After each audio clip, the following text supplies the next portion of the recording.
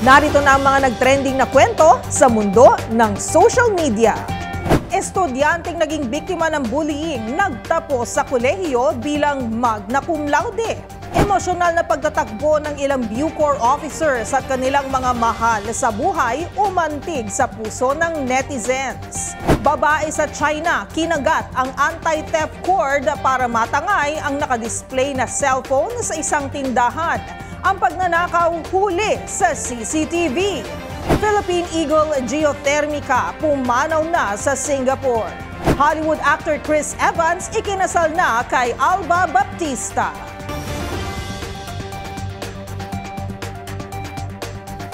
Sure akong ang lahat ng kwento o viral video ay hindi umaabot sa wall mo.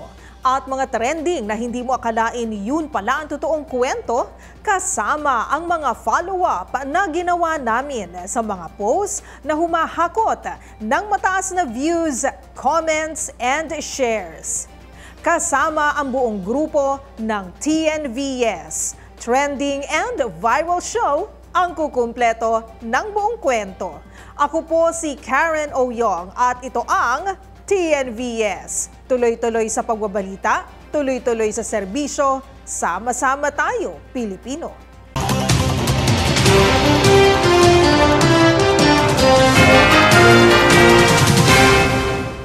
Para sa ating unang trending video, simbolo ng pag-asa. Ganito nakita ng maraming netizens ang kwento ng isang estudyanteng naging biktima ng bullying sa loob ng 12 taon. Hindi naging madali para sa estudyanteng si Jamie ang kanyang mga naranasan. Pero sa tulong ng kanyang pamilya ay nalampasan niya ito at nito lamang Agosto ay nagtapos ito sa kolehiyo bilang magna cum laude. Ang kanyang kwento ng pag-asa panoorin sa trending report ni Pamela Adriano.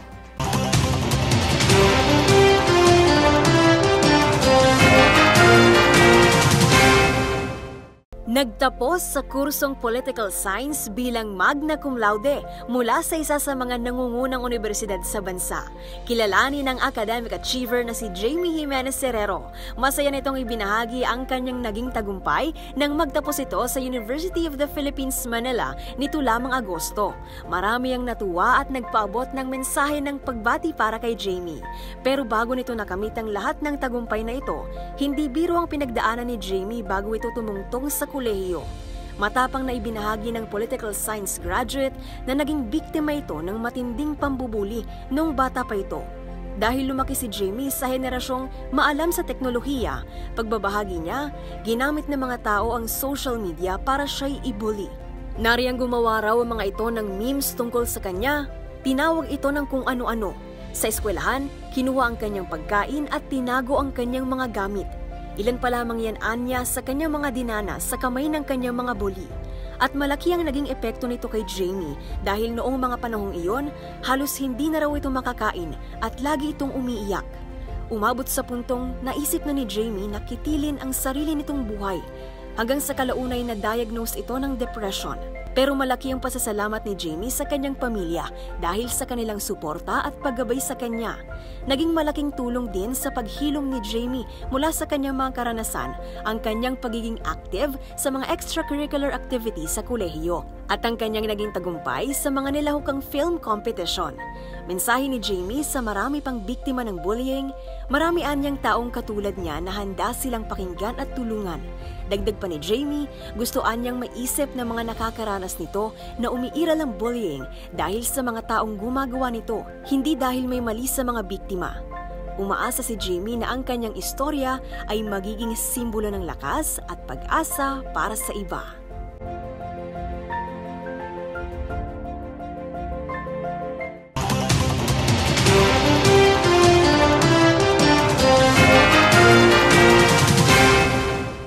Sa ating next viral story, emosyonal na pagtatagpo. Ano ang gagawin mo kung bibigyan ka lang ng ilang minuto para makasama ang iyong mga mahal sa buhay?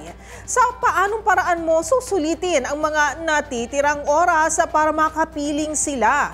Ang mga pamilya kasi ng ilang Bureau of Corrections officers na tampok sa ating trending na kwento, sinulit na ang pagkakataon na makasama sila kahit lamang sa loob ng ilang minuto. Ang iba hindi na rin maiwasang mapaluha dahil sa pagtapos ng oras na ibinigay ay wala pang katiyakan kung kailan sila muling magkikita. Tunghayan ang mga nakakaantig na tagpo sa trending report ni Liway Abbas.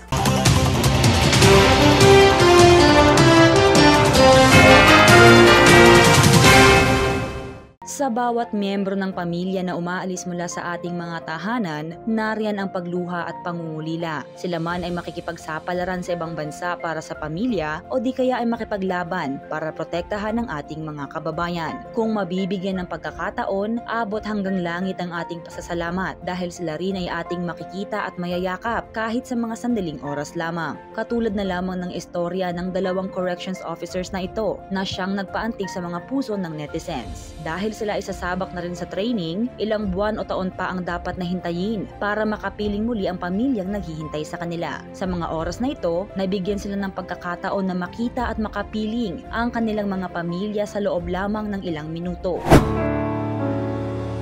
Dahil ikaw ang aking mata sa tuwing mundo'y nag-iibang dahilan ng aking paghinga. Kaya huwag mag-alala, ipikit ang iyong mata, tana, pahinga muna, ako nang bahala. Labis pa sa labis ang iyong nagawa. Hindi man natin maunawaan kung bakit hindi kayang pagbigyan na makapiling sila ng mas matagal pa sa 10 o ilan pang mga minuto, marahil ay sa bawat segundo ay naramdaman nila ang pagmamahal ng kanilang pamilya na siyang nagpapatibay at nagpapalakas ng kanilang loob.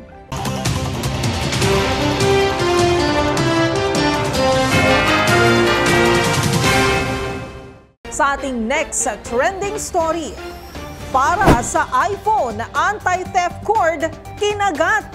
Sapul sa CCTV ang ginawang pagnanakaw ng isang babae sa China.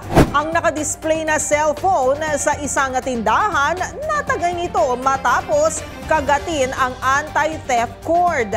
Ano naman kaya ang dahilan nito sa pagnanakaw? Ang kasagutan alamin sa trending report ni Angelica Cosme.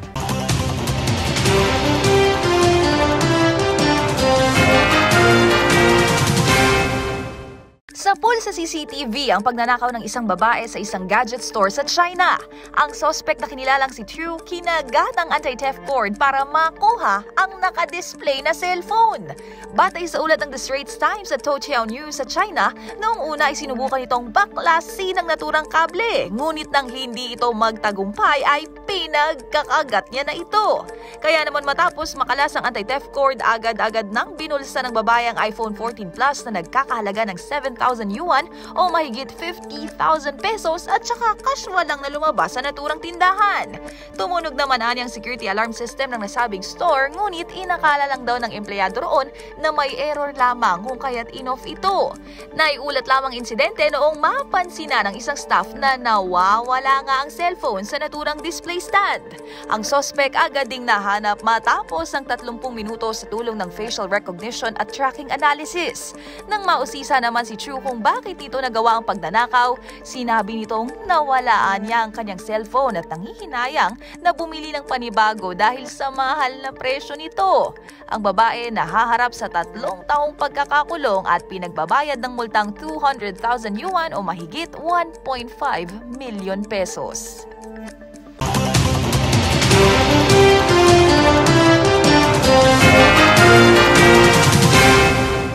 Para sa ating next viral story, fly high geothermica. Pumanaw na ang 19-year-old male-female eagle na si Geothermica sa Singapore kung saan sila ipinadala ng kanyang kasintahang si San Bisig para sa isang breeding loan program. Ang naging kontribusyon ni Geothermica para maiwasan ang extinction ng pambansang ibon, alamin sa report ni Millie Borja.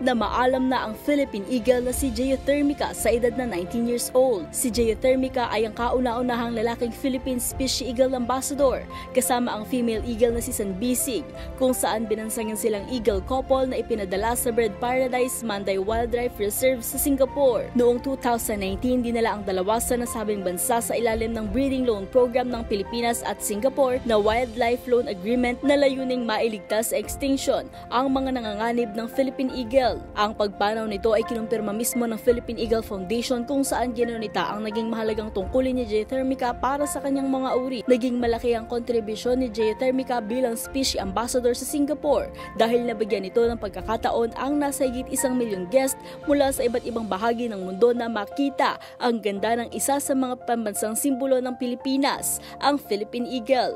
Sa kabila ng pagkawala ng male eagle, nangako ang foundation na patuloy na pag-iibayuhin ang kanilang layuning mapangalagaan ang critically endangered ng Philippine Eagle. Kinumpirma rin ito na mayroon pang natitirang 392 breeding pairs ng eagle.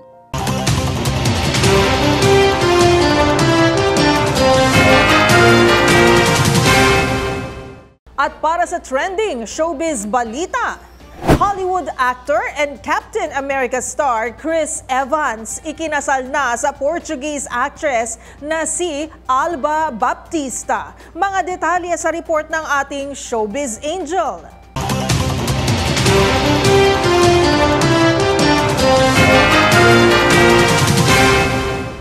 Ikinasal na ang Hollywood actor at Captain America star na si Chris Evans sa kanyang actress girlfriend na si Alba Baptista nitong September 9. Batay sa ulat ng People magazine, nagpalitan ng matatamis na ideo ang dalawa sa pamamagitan ng isang intimate wedding ceremony sa Boston, Massachusetts na dinaluhan ng kanilang mga pamilya at malalapit na kaibigan. Ayon sa report, sa mga personalidad na nasa guest list ay ang Marvel co-stars ni Chris, gaya ni Robert Downey Jr., Chris Hemsworth at Jeremy Renner. Kung matatandaan, noong nakaraang taon, kinilala ang aktor bilang sexiest man alive, kung saan sinabi nito sa isang interview na hangad niya ring ikasal at bumuo ng sariling pamilya. Congratulations, Mr. and Mrs. Evans!